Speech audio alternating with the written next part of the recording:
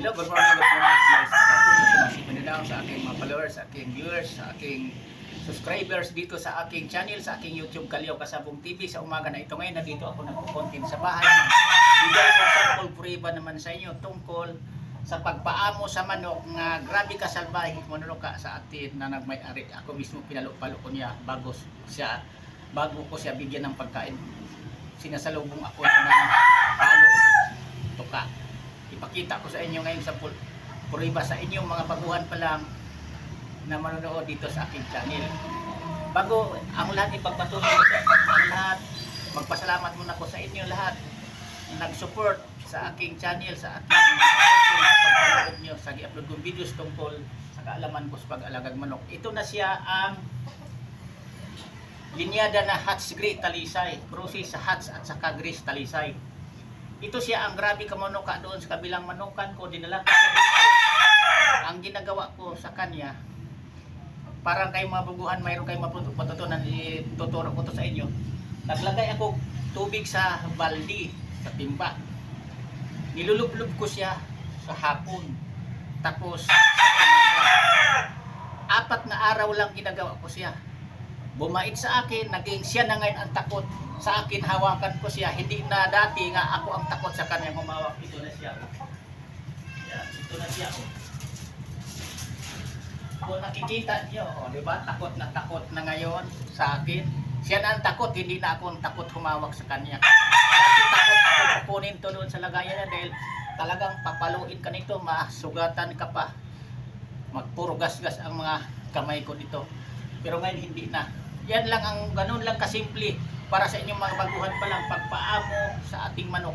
Sinasabi ko naman sa inyo, walang mawala sa inyo kung subaybayan nyo lang, panoorin yung mga upload videos ko. Kung may manok kayong salbahe katulad nitong namamalo sa inyo, subukan nyo gawin. Ilublob nyo pa ganun sa balde na may tubig, gawin nyo sa hapon o umaga. Maalis ang grabe kasalbahis talaga dito. Hindi naman namamatay. Basta wag mo lang tagalan na hindi siya mawadag hininga.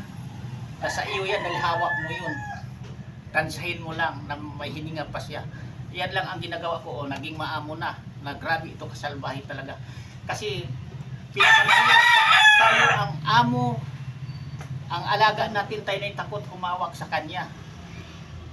Mas maganda nga siya ang takot sa atin na tayo ang amo. Hindi kay tayo ang magmay-ari sa ating manok, tayo takot sa manok nating humawak. Kagayon siya na ang takot sa akin. Sa puriba ko to sa inyo para sa inyong mabaguhan pa lang. Parang mayroon kayong mapulot o matutunan dito sa aking channel, sa aking YouTube Kalyaw Kasabong TV. Kung papaano ko ginagawa ang aking manok na grabe kasalbahe, manunuka sa akin, kung papaano ko inaalis, maging mabait na siya ngayon sa akin. Ganun lang kasimple ang pagpaamo sa manok. Sana mayroon kayong mapulot o matutunang mga baguhan pa lang. Kung mayroon kayong manok na manunuka tulad sa akin, tulad nitong Hatch Grey ko, gawin nyo na agad. Subukan nyo na, itry nyo na kung ano katotoong pinagsasabi ko. Saka na kayo maniwala kapag maging maamo na sa inyo ang mga manok. Pero isang i-advise ko pala sa inyo, ngayon kung hindi talaga maalis ang kapagkasalbahin niya, yan, i-reject na natin, ikakal na lang yan o kaya i-out, ibinta nyo na lang. Kasi karamihan yan, pag ilaban natin, matatalo pa tayo. Madalas matalo ang manok na sobrang kasalbahe dahil ang focus niyan sa tao lang, hindi focus sa labanan, makipaglaro sa kalaban kapwa manok niya.